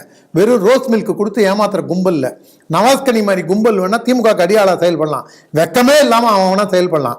இவனுக்கெல்லாம் நவாஸ்கனிக்கும் கோவை பாஷாக்கும் முட்டு கொடுக்கறதுக்கு பதிலாக இந்த ஜகபர் அலி மாதிரி ஆட்களுக்கு இந்த இஸ்லாமிய சமுதாயம் பின்னாடி நின்னா அந்த சமுதாயத்துக்கும் மரியாதை இருக்கும். ஒரு பொது இதுலயும் பொது புத்தியிலையும் நம்மளும் இவங்கள மாதிரியே பேசுவோம். பொது புத்தியிலையும் எல்லாரையும் மத்தியிலையும் நீ உங்களுக்கும் ஒரு மரியாதை இருக்கும். கனிம வள கொள்ளைங்கிறது இது அடுத்த சமுதாயத்தையும் பாதிக்க அளவில் இருக்கக்கூடிய ஒரு விஷயம். இதை பற்றி கண்டுக்கவே இல்லாமல் எங்கேயோ எருமாட்டு மேலே மழை பெஞ்சா மாதிரி தான் தமிழக அரசு. நம்மளுக்கு என்ன வந்திருக்கு, நம்ம அடுத்த எலெக்ஷனுக்கு 2000 கொடுக்கலாமா 3000 கொடுக்கலாமா, இதே சிந்தனை. இது மக்கள் முடிவு செய்வார்கள். தமிழகத்தில் இருக்கக்கூடிய அமைச்சர்களாக இருக்கட்டும், முதல்வராக இருக்கட்டும், அடிக்கடி மத்திய அரசு கடிதம் எழுதுவாங்க. நீங்கள் தமிழர்களுடைய அந்த பண்டிகையிலே அந்த தேர்வு வச்சுருக்கீங்க, அரசு வேலை கிடைக்காத அளவிற்கு தமிழர்களை மட்டுப்படுத்தணுங்கிறதுக்காகவே நீங்கள் கடினமான தேர்வு வைக்கிறீங்க, ஹிந்தியில் கேட்குறீங்க, அந்த சிலபஸில் எடுக்கிறீங்க, இப்படியெல்லாம் ஏதோ ஒரு குற்றச்சாட்டை கம்யூனிஸ்டுகளும் இந்த திராவிட கூட்டங்கள்லாம் புலம்போம். ஆனால் 1768 ஆசிரியர் பணியிடங்களுக்கு காலி பணியிடங்கள் அதற்கான தேர்வு நடந்திருக்கு. அதில் 26,000 பேர் எழுதியிருக்காங்க. அதோ அந்த தேர்வு நடந்து 6 மாதம் ஆச்சு. இப்போது வரைக்கும் ரிசல்ட்டு வெளியிடலை. ரிசல்ட் வெளியிடலைன்னா கூட பரவாயில்லைங்க. எப்போவுமே இது போன்ற காம்படிட்டிவ் ஒரு தேர்வு நடந்ததுன்னா 2 வாரத்தில் வந்து இந்த ஆன்சர் கீங்கிறத ஆன்லைனில் போட்டுருவாங்க. அட்லீஸ்ட்டு எங்கள் மன திருப்திக்கு நாங்கள் ஒழுங்காக எழுதியிருக்கோமா இல்லையாங்கிறத தெரியும். அதை உள்பட வெளியிடாமல் இருக்கிறாங்க அப்படின்னு குற்றச்சாட்டு வந்திருக்கு. இந்த இதை எப்படி பார்க்குறீங்க?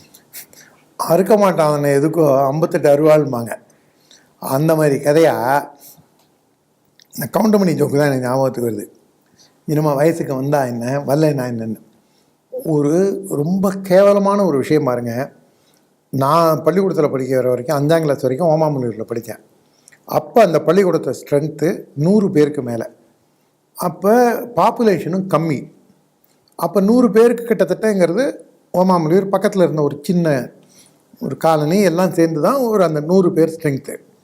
இப்போ மக்கள் தொகை அதிகமாகி அப்போ இருந்தது 5ஆம் கிளாஸ் வரைக்கும், இப்போ இருக்கிறது எங்கள் ஊரில் 10ஆம் கிளாஸ் வரைக்கும் இருக்குது.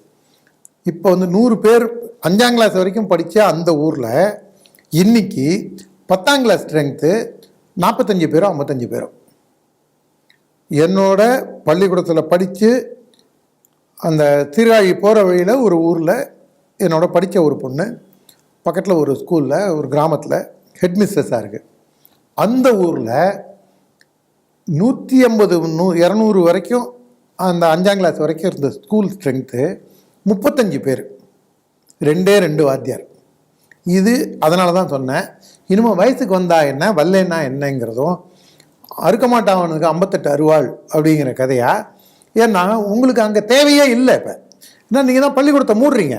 2வது வந்து பக்கத்தில் இருக்கிற கார்பரேட் பள்ளிகிட்டே இந்த பள்ளியெல்லாம் அடமானம் வைக்கிறீங்க. நீங்கள் கார்பரேட் பள்ளின்னு சொல்கிறது திமுகவினர் நடத்தக்கூடிய நிறைய. ஆமாங்க, sunshine matriculation school, sunshine CBSE school. அப்புறம் எங்கள் ஊரில் பார்த்தீங்கன்னா காட்டுமன்னார்குடியிலேயே MRK பன்னீர்செல்வம் பள்ளிக்கூடம் வச்சுருக்காரு. அவருடைய பள்ளிக்கூடம் கல்லூரி பாதிக்கக்கூடாதுங்கிறதுனால காட்டுமன்னார்லேருந்து சீர்காழி போகிற வழியில் காட்டுமன்னார்குடி டவுனில் வர வேண்டியதை கொண்டு போய் வெண்ணிராடை மூர்த்தி குமராட்சியில் கொண்டு போய் அவரோட வெண்ணிராடை மூர்த்தி ஊரில் கொண்டு போய் அந்த காலேஜ் அங்கே வச்சுட்டாங்க. ஏன்னா இவரோட காலேஜ் மட்டும் குறை சொல்ல வேண்டாம். இல்லை, இது மாவட்டத்திலே இருக்கக்கூடிய இல்லை, இது ஒரு உதாரணம். இது ஒரு உதாரணம். இது வந்து இது மட்டும்தாங்கிறது கிடையாது. இந்த மாதிரி 32 அமைச்சர்களும் இப்படி தான் இருக்காங்க. அதை நீங்கள் வந்து இவரெல்லாம் வர விட்டுருவாரா? பன்னீர்செல்வமாவது ஒரு 10 கிலோமீட்டர் தள்ளியாவது ஒரு கல்லூரியை வச்சுங்கன்னாரு. ஏவா வேலுவும் இவரும் விட்டுருவாங்களா பொன்முடியும்? டே யார் நீ நீ ஓஷி தானே அப்படின்னு ஒரு இன்னொருத்தர் போய் சிப்ளா கட்டை போட்டு இவரே கலைஞரே ஏணி வச்சு இறங்கி வந்துருவாரோன்னு நான் பயந்துட்டேன். முரசொலியை வச்சு தயிரோடைய படைச்சு அவர் வந்து அந்த சிப்ளா கட்டை அடிக்கிற லாபம் இருக்கு பாருங்க. அதுவும் அவர் பஜனை மடத்தில் போய் அந்த பஜனையை பண்ணியிருந்தாலும் போகிற வழிக்காக அந்த ஆளுக்கு பிரயோஜனம் இருந்திருக்கும். இப்போ அட்லீஸ்ட் அந்த ஒரு சான் வயிற்றுக்காக அது என்ன பாடுபடுறாரு பாருங்க. அதனால நாமளா அவருக்கு சோறு போட போகிறோம். அந்த ஒரு சான் வயிற்றுக்காக அவர் எப்படி ஆயிட்டார் பாருங்க. அவரெல்லாம் விட்டுருவாரா? இதை எதுக்காக சொல்ல வரேன்னா, இந்த உதாரணம்லாம் அந்த இதுக்கு வந்து 6 மாசமா 26,000 பேருக்கு கீ ஷீட்டு கூட கொடுக்கல அப்படிங்கிறீங்கல்ல, அதுக்கான அமைச்சர் யாரு? அவர் வந்து உதயநிதி ரசிகர் மன்ற தலைவர். நீங்கள் அவர் அமைச்சராக பார்க்குறீங்களா, உதயநிதி ரசிகர் மன்ற தலைவராக பார்க்குறீங்களா? எந்த வேலையை அவர் அதிகமாக செய்கிறார்? இல்லை, இப்போ இன்னைக்கு நடந்த ஃபங்க்ஷனில் கூட மாற்றுக் கட்சியினர் சேர்ந்துருக்காங்க. உதயநிதிக்கு பக்கத்திலே இருந்து எல்லாம் பார்த்துக்கிட்டு அது அரசியல் நடவடிக்கை கூட. நீங்கள் சொல்கிறது எதுனா, இந்த சீப்பு செந்தில்னு ஒரு ஒரு சான் நயத்துக்காக நான் நெறியாளர், நேர்மையான நெறியாளர்னு சொல்லி இன்னைக்கு கடைசியில் இல்ல புரோக்கர் வேலை.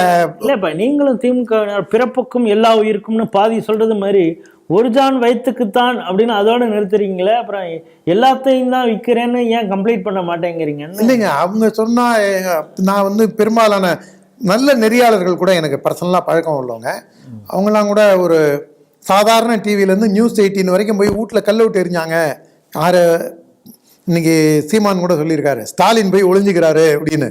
அப்போ ஏற்பட்ட ஆள் வீட்டில் கல் விட்டு எரிஞ்சாங்கன்னு வேலையை விட்டு தூக்கப்பட்ட நபர்கள்லாம் இருக்காங்க. உண்மையிலேயே நல்லவங்களா இருந்தாங்க. ஆனால் அவங்களும் கடைசியில் ஒரு சான் வயிற்றுக்காக தான் வேலை போகிறாங்க. நீங்கள் இவங்களுக்கெல்லாம் இப்போ பார்த்தீங்கன்னு வச்சுங்களேன், பணம், பகட்டான வாழ்க்கை, சோறு, நம்மளுக்கு சோறு கண்ட இடம் சொர்க்கம் அப்படின்னா அது நீங்கள் போய் கால்நடையாக போனீங்கன்னா எத்தனையோ கோவிலில் கூட அன்னதானம் பண்ணுறாங்க. அப்படின்னு நீங்கள் ஒரு இதாக போய் ஒரு பாத யாத்திரையாக பல ஊருக்கு போனீங்கன்னா கிடைக்கிற இடத்துல சாப்பிட்டு மண்டபத்தில் தூங்கி அந்த மாதிரிலாம் கூட வாழலாம். அதாவது மானத்தோடு போகும். போகிற வழிக்காவது உங்களுக்கு பிரயோஜனம் இருக்கும். உங்களுடைய நேர்மைன்னு நீ சொல்லிட்டு, நீ நான் சொம்பு இல்லை அண்டா அப்படின்னு சொல்லிட்டு கடைசியில் எவ்வளோ ஒரு மானங்கட்ட பழப்பு பாருங்க. அவன் போய் அதானே சொல்கிறீங்க, நீங்கள் அந்த நிகழ்ச்சி தானே சொல்கிறீங்க. அந்த மானத்தையே விற்று முன்னாள் மானஸ்தன் ஆயிட்டான செந்தில், அந்த குரலற்றவர்கள். ஆமாங்க, அவனே தாங்க. நம்மலாம் நீ ஏண்டா திமுக சும்பா மாறிட்டேன்னா, ஆமா நான் அண்டா அப்படின்னு தன்னைத்தானே பெருமைப்பட்டுக்கிறான் பாருங்க. அவன் குரலற்றவர்கள், அவன் பங்களா நாய்ங்க. அவன் வேல் வீச்சுங்க, அது பரோட்டா வீச்சு. அவன் வந்து பங்களா நாய்ங்க, என்ன வேல் வீச்சு. அவனுக்கெல்லாம் மரியாதையே இருக்கக்கூடாதுங்க. அவன் போய் வந்து இந்த சாதாரணமாக இந்த பஸ்ஸில் டிக்கெட் வாங்கி கொடுக்கறதுக்கு அவங்களுக்கு பேர் என்ன சொல்லுவாங்க, புரோக்கர் அப்படிமா. வீடு பார்த்து கொடுக்குறவங்களுக்கும் புரோக்கர்மாங்க, வேற சில பேருக்கும் புரோக்கர்மாங்க. ஆம்னி பஸ்ல எல்லாம் ஏத்துவாங்களே, திருச்சி போகுது பட்டுக்கோட்டை போகுது. ஆம்னி பஸ்ன்னு சொன்னா எனக்கு சுந்தரவள்ளி ஞாபகம் வருது. நீங்க ஆம்னி பஸ்ஸுக்கும் சுந்தரவள்ளிக்கும் என்ன இதுன்னு எனக்கு புரியல. அது வேற ஒரு செய்தியில பேசிக்கலாம், அது எனக்கு தெரியாது. நீங்க அப்புறமா எனக்கு போகும்போது சொல்லுங்க, நான் மறக்காம கேட்டுக்கிறேன். அந்த மாதிரி தான் வச்சுங்களேன். இந்த ஆம்னி பஸ்ஸுக்கெல்லாம் புக் பண்ணி கொடுப்பாங்கல்ல, கரெக்டு தான். ஆம்னி பஸ்ஸுக்கும் அந்த மாதிரி தானே வரும். பார்த்தா சீமான் கட்சியிலேருந்து ஆட்கள்லாம் கொண்டு வந்து இவர் வந்து ஒரு பூமர் அங்கிள் மாதிரி இவரும் அங்கே வந்து நின்றுட்டு இருக்கான் பாருங்க, இந்த செந்திலும். அதுக்கு வந்து அதாவது கட்சி நிகழ்ச்சின்னு இந்த ஆள் போகிறான். யார்? உதயநிதி, ரசிகர் மன்ற தலைவர். ஆனால் அந்த ஆளுக்கு வந்து நீங்கள் எந்த ஊரில் எத்தனை பள்ளிக்கூடத்தில் ஒரு குறைஞ்சபட்சம் ஒரு டிஸ்ட்ரிக்ட் எஜுகேஷன் டிஇஓ இருக்கார்ல, அவரை கூப்பிட்டு உன்னுடைய லிமிட்டில் எத்தனை ஸ்கூல் இருக்குது, ஓன் டிஸ்ட்ரிக்டில் எத்தனை ஸ்கூலில் ப்ராப்பர் ஸ்ட்ரென்த் இருக்குது, எத்தனை ஸ்கூலில் ஸ்கெல்டன் ஸ்ட்ரென்த் இருக்குது, என்னென்ன இது வேணும் உனக்கு, அதெல்லாம் கேட்டிங்கன்னு வச்சுங்க. அவருக்கு எந்த விதமான விஷயமும் தெரியாதுங்க. அவரும் ஸ்டாலினும் ஒன்றா உட்காந்து கை கட்டிட்டு உட்காந்துருக்கிற ஃபோட்டோ தான் எனக்கு பார்த்தா. ஸ்டாலின் வந்து ஒரு உதயநிதி ஸ்டாலினுக்கும் ஒரு சகோதரன் மாதிரி தானே அவரும். அவருக்கு எங்கெங்க இதெல்லாம் பார்க்கறதுக்கு நேரம் இருக்கும். உண்மையிலேயே இந்த ஆசிரியர் சமுதாயங்கிறது மதிக்கப்பட வேண்டிய, நாம் தொழ வேண்டிய ஒரு இது. நம்ம பேராசிரியர் சாமி தியாகராஜன் நம்ம உங்களுக்கு வாத்தியாராக இருந்திருக்காரு, எனக்கு இல்லை. ஆனால் ஒரு ஆசான் எனக்கு எங்கள் ஊரில் சொக்கலிங்கம்னு ஒரு வாத்தியார், கண்ணுசாமின்னு ஒரு வாத்தியார், சிதம்பரம் சார்னு ஒருத்தர், சீனிவாசராவ்னு ஒருத்தர், லக்ஷ்மணன்னு ஒரு, அவங்கெல்லாம் வாழ்க்கையில் என்ன இதெல்லாம் வந்து நான் கிராமத்தில் ஓமாமலியூரில் படித்த வாத்தியார்கள். தஞ்சாவூரில் படித்த வேறு வாத்தியார்கள்லாம் அது அவங்களும் இருக்காங்க. ஆனால் அந்த ஓமாமலியூரில் படித்தவங்களுக்கெல்லாம் திமுக சார்பு இருந்தாலும் ஒரு வெறித்தனமாக அதை கொண்டு வந்து இது பண்ண மாட்டாங்க. அப்படியே போகிற போக்கில் அப்படியே ஊசி ஏற்றுற மாதிரி ஏற்றுவாங்க. ஆனால் இப்போ இருக்கிற வாத்தியாரெல்லாம் என்ன பண்ணுறாங்க, டைரெக்டாக திமுகவோட பூத் ஏஜென்ட் மாதிரியே பல பேர் அதை செயல்படுறாங்க. கரவேட்டி கட்டிட்டு போகிற எத்தனையோ வாத்தியார்களை எனக்கு நல்லா தெரியும். நான் அவங்கள வந்து குறை சொல்ல விரும்பலை. பிரசிடிங் ஆஃபீஸராகவே இருக்குது. நீங்கள் வயலுக்கு போகும்போதோ ஊரில் இருக்கும்போதோ திமுக கரவேட்டியோடு இருப்பாங்க.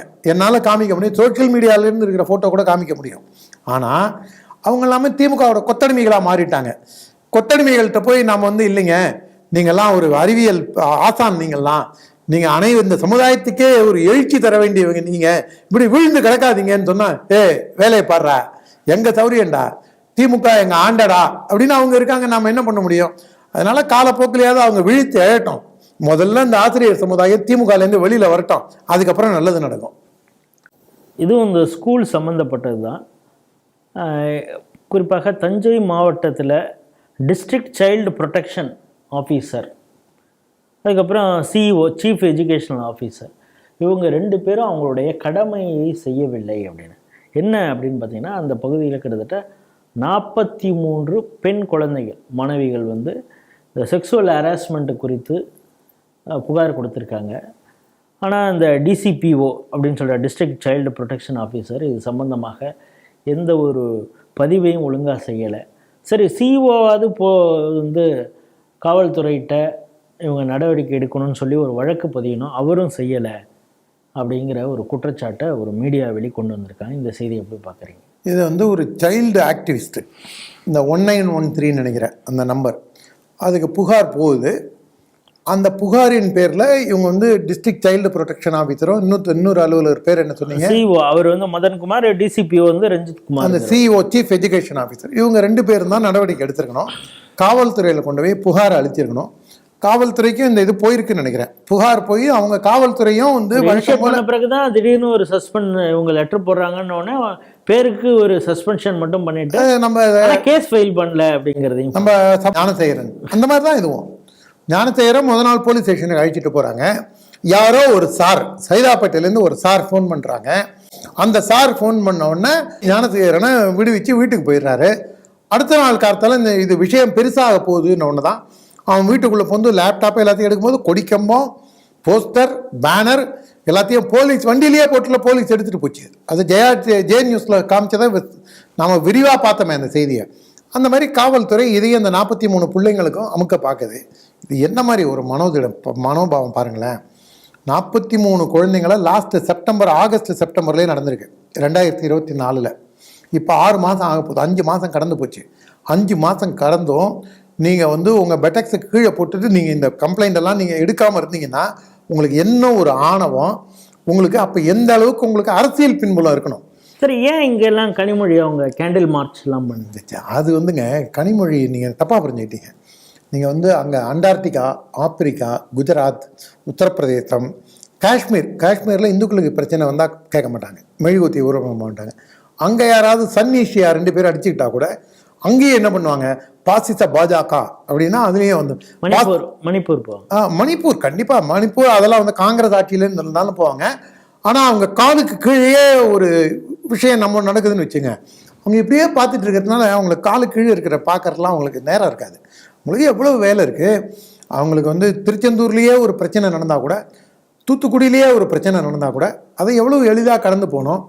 அவங்கள வந்து இளம் விதவைகளை பற்றி யாராவது கேள்வி கேட்டால் இங்கே வந்து ஏன் இதை கேட்குறேம்பாங்க. ஆனால் சம்மந்தமே இல்லாமல் இவங்க மீதி விஷயங்களுக்கெல்லாம் இவங்க அப்படியே பாஞ்சு வந்து புலிப்பாய்ச்சலில் வந்து அக்கா கனிமொழி பதில் சொல்லுவாங்க. ஆனால் ஏன்னு நம்ம கேட்டுருக்கூடாது.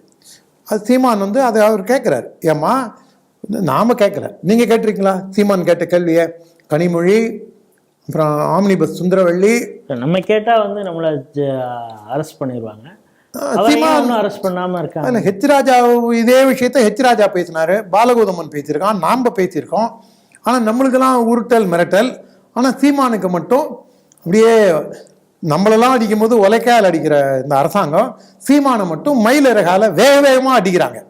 அந்த மயிலிறகால அடித்து மயிலிறக பிஞ்சு போகிற அளவுக்கு சீமான் அடிக்கிறாங்கன்னா பாருங்களேன். அப்படி ஒரு வேகமாக கோபமாக சீமான் மேலே இருக்காங்க அவங்க. நான் அதுக்காக சீமான் மேலே வந்து கைது செய்யணும்னு நான் சொல்ல வரல. ஆனால் உங்களுக்குள்ள என்ன பார்ஷியாலிட்டி அது அப்படிங்கிறது தான் நாம் சொல்கிற கருத்து தான் அவர் பின்னாடி இப்போ வழிமொழிகிறாரு. ஆனால் இது வந்து ஒரு கண்ணுக்கு வெண்ணையும் இன்னொரு கண்ணுக்கு சுண்ணாம்புன்னும் இந்த ஆட்சி செயல்படுது. Coming back to this subject, இந்த விஷயங்களில் ரொம்ப கொடூரமான ஒரு விஷயமா இந்த தமிழ்நாடு அரசு, இது வந்து ஒரத்தநாடு பக்கத்தில் நடந்த சம்பவம். பட்டுக்கோட்டையில் நாமளே ஒரு செய்தி பேசியிருக்கோம். 22 வயசு பொண்ணை, தன்னோட படித்த பொண்ணை போதையில் காட்டுக்குள்ளே இழுத்துட்டு போய் கூட்டு பாலியல் வன்புணர்வு கேங் ரேப் பண்ணுறானுங்க 4-5 பேர். அது நடந்து அதுவும் ரிப்போர்ட் ஆகி வெளியில் வரத்துக்குள்ளே அது ஒரு அவ்வளோ படாத பட்டு வர வேண்டியதாச்சு. இந்த அண்ணா நகர் திருமங்கலத்தில் 8 வயசு பெண் குழந்தை, கடைசியில் சுதாகரனை சொல்லி ஒரு அதிமுக நிர்வாகி இருந்தாங்க. யார் அந்த சாரு தான் வந்து இப்போ காக்காவளி பெண் ஜெயிலுக்கு போயிருக்க, இதுக்கு ஜெயிலேருந்து போயிட்டு திரும்பி இப்போ ஜெயிலுக்கு வந்துட்டாருன்னு நினைக்கிறேன் ஆஸ்பத்திரிலேருந்து. யார் போய் காக்காவளி பெண்கிறாங்க. இதை கொண்டு போய் எங்கே நிறுத்துன்னா, அவர் வந்து நிஜமாவே இந்த தடவை காக்காவளிப்பு வந்து இறந்துட்டாரு. கரண்ட் கம்பி அந்த ராம்குமார்ங்கிறவங்க கரண்ட் கம்பி கடிச்சா பாருங்க, அந்த மாதிரி அதுக்கான ஒரு அடி கோல்றாங்களோ அதுக்கான வழியை இப்போ திமுக கோலிட்டு இருக்கோங்கிற ஒரு டவுட் எனக்கு இருக்கு. நாளைக்கு அப்புறம் பார்ப்போம். இது நடக்கும்போது நாமளே உட்காந்து பேசுவோம்.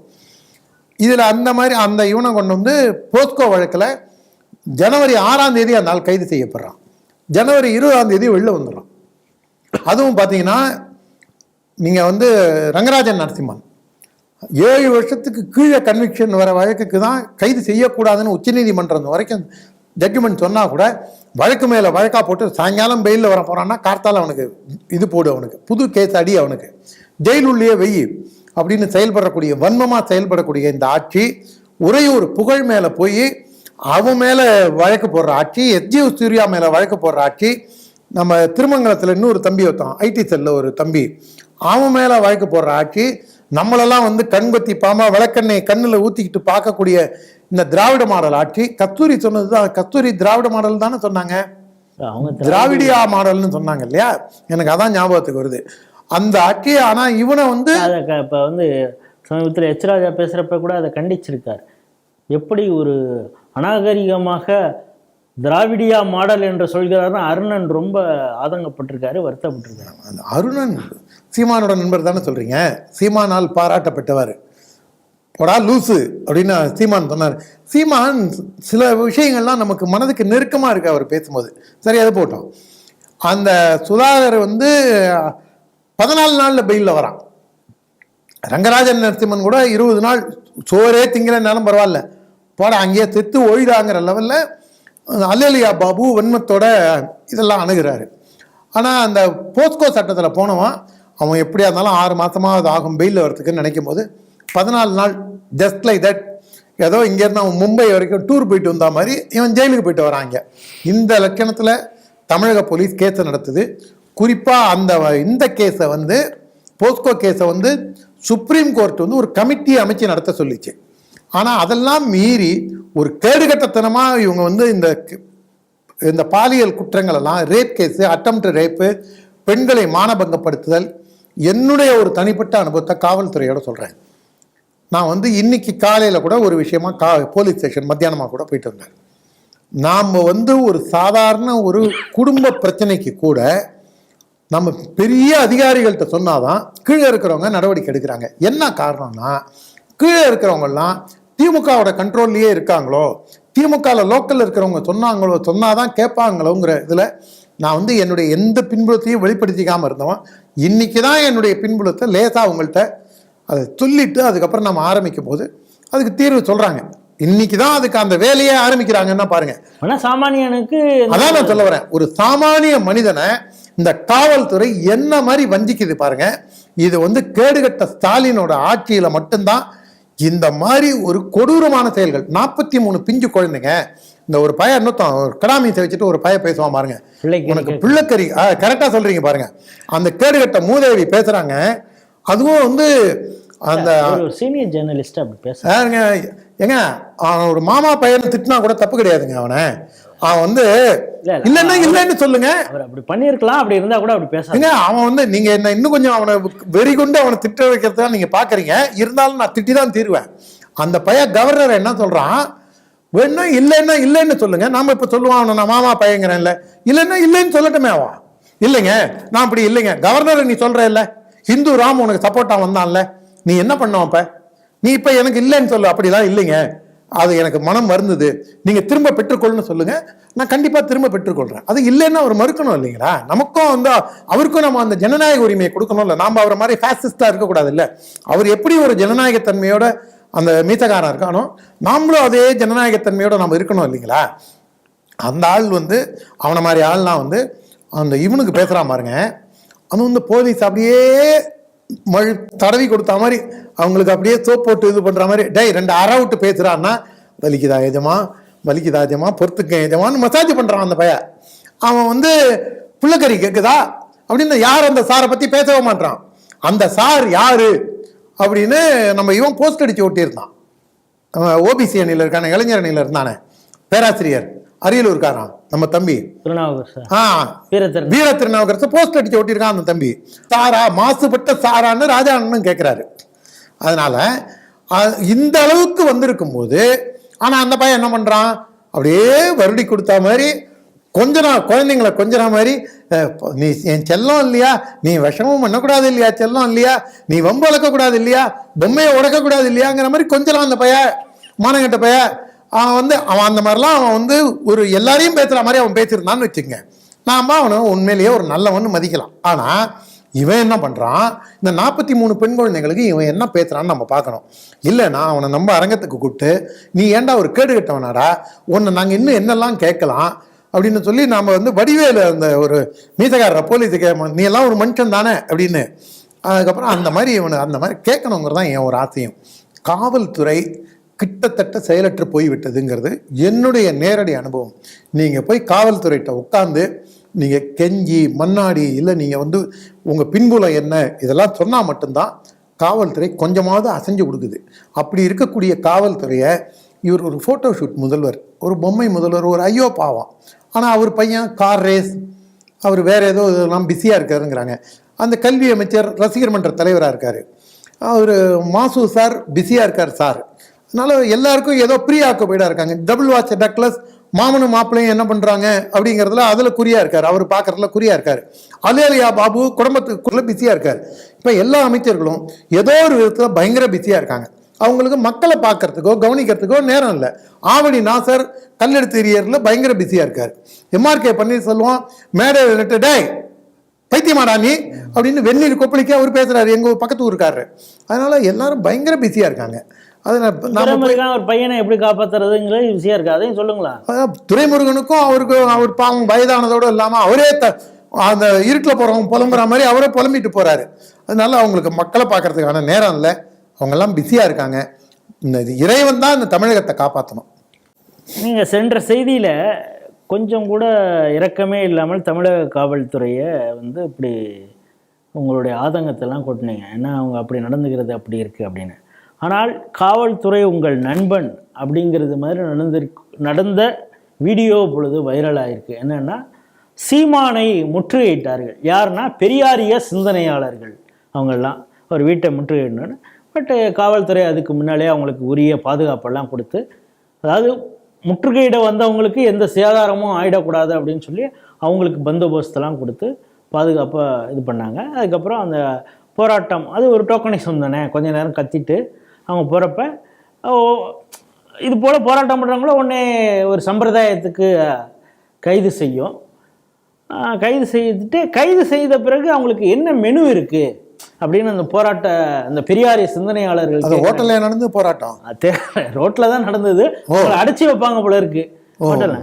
அங்கே வந்து எல்லாருக்கான அந்த எஸ்பி கமிஷனர் அவங்களே மெனுலாம் ஆர்டர் எடுக்கிறாங்க. உடனே ஒரு சொன்னப்ப ரொம்ப கார்டியலாக பேசிக்கிறாங்க. வாட்டர் பாட்டில்லாம் இருக்கும்ல சார், அது எந்த ஸ்ப்ரிங் வாட்டர் பாட்டில் இருக்குமா எந்த வாட்டர் பாட்டில் இருக்குன்னு தெரியாது. அப்புறம் பிரியாணின்னு சொன்னாங்களே சார் அப்படின்னு.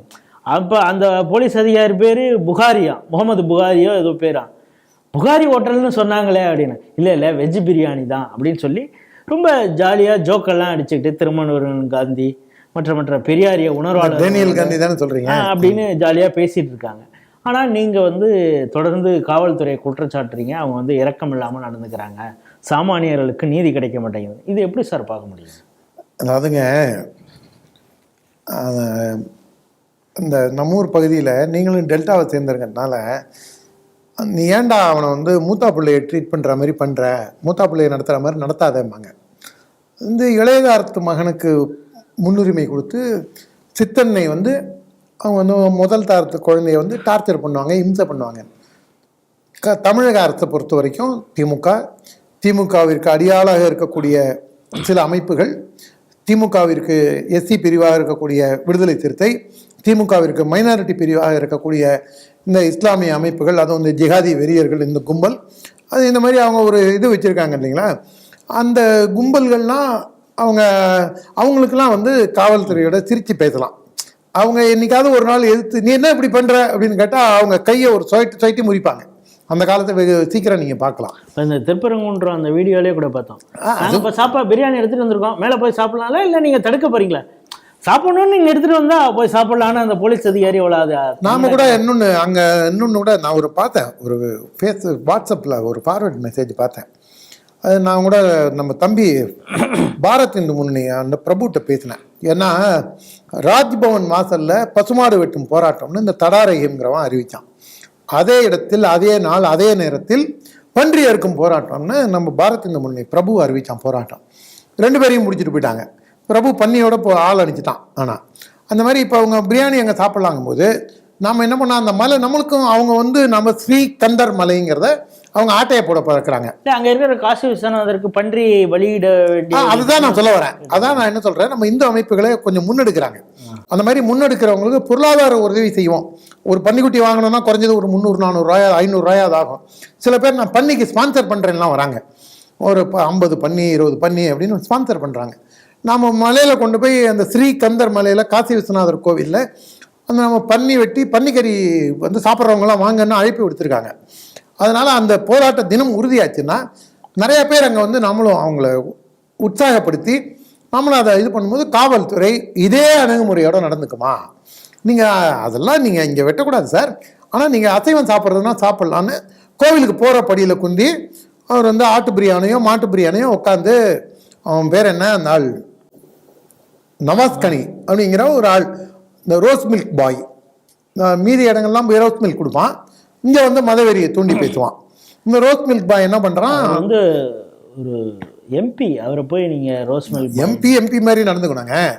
ஒரு பெரிய மனுஷன் மாதிரி நடந்துக்கணும். பெரிய மனுஷன் சின்ன பிள்ளைத்தனமான ஒரு அல்ப வேலை செஞ்சான்னா போடா சின்ன பையன் தான் சொல்லுவாங்க. அவங்க உங்கள் கட்சி தலைவருக்கு அவர் சவால் விட்டுருக்காரு, அவர் எப்போ பதவி விலக போகிறாரு, ஏன்னா நான் அங்கே போய் சாப்பிடலை அப்படின்னு சொல்லியிருக்காரு. அவன் ட்விட்டரில் பாருங்க, அவன் ட்விட்டரில் என்ன போட்டிருக்கான், அசைவம் சாப்பிடுவர்கள் வந்தார்கள், அசைவம் அங்கே உட்கார்ந்து சாப்பிட்டார்கள் அப்படின்னு போடுறான். அடுத்த நாள் வந்து இவர் பொய் சொல்கிறாரு, பொய் சொல்கிறதே அண்ணாமலைக்கு வேலைங்கிறான். முதல் நாள் ட்விட்டரில் என்ன போடுறான், நாங்கள் சிக்கந்தர் மலைக்கு தர்கா வழிபாட்டிற்கு சென்றோம் அப்படின்னு போடுறான். மலையில் உள்ள அதுக்கு அடுத்த நாள் என்ன பண்ணுறான், சிக்கந்தர் தர்கா மலைக்கு நாங்கள் சென்றோம் அப்படின்னு போடுறான். அந்த வார்த்தை விளையாட்டு பாருங்களேன், கருணாநிதி மாதிரி தன்னை நினைச்சுக்கிறான். ஆனால் முதல் நாள் ஒரு பொய், அடுத்த நாள் அதுக்காக வேற பல்ட்டி. குரங்குக்கும் நவாஸ் கனிக்கும் நான் பெரிய வித்தியாசம் பார்க்கல. நான் உருவத்தில் நான் வச்சு எள்ளி நகையாடுறேன்னு தயவு செஞ்சு யாரும் நினைக்காதுங்க. குரங்கு இயல்பாக பல்ட்டி அடிக்கும், நவாஸ் கனி கருத்து பல்ட்டி அடிக்கிறான் குரங்கு மாதிரி. முதல் நாள் வந்து நாங்கள் அசைவம் சாப்பிட்டா வந்தாங்க, நாங்கள் அவங்கெல்லாம் சாப்பிட்டாங்க, குந்தி அசைவம் சாப்பிட்டோன்னு அந்த ஆளே ஃபோட்டோ பிடிச்சி போடுறான். அடுத்த நாள் அண்ணாமலை வந்து உன் பதவியை பறிக்கணும், எனக்கு என்னன்னா ஏன் பறிக்கணும், அவன் ராஜினாமா பண்ணணும்னு நம்ம கேட்கணும்.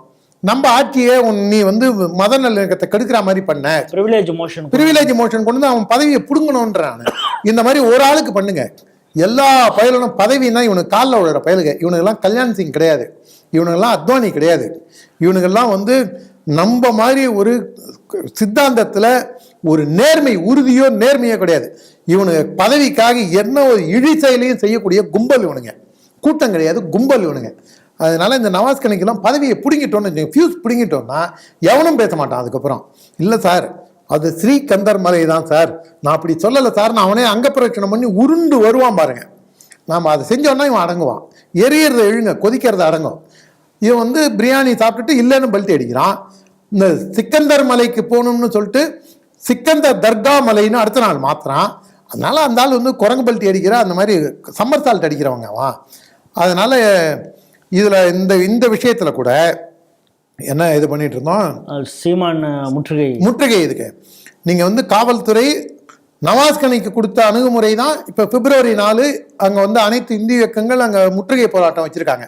அங்கே போய் நம்ம பஜன் செய்யலாம் வாங்க, முற்றுகை போராட்டம்னு சொல்ல முடியாது, வழிபாடு வச்சுருக்கோங்க.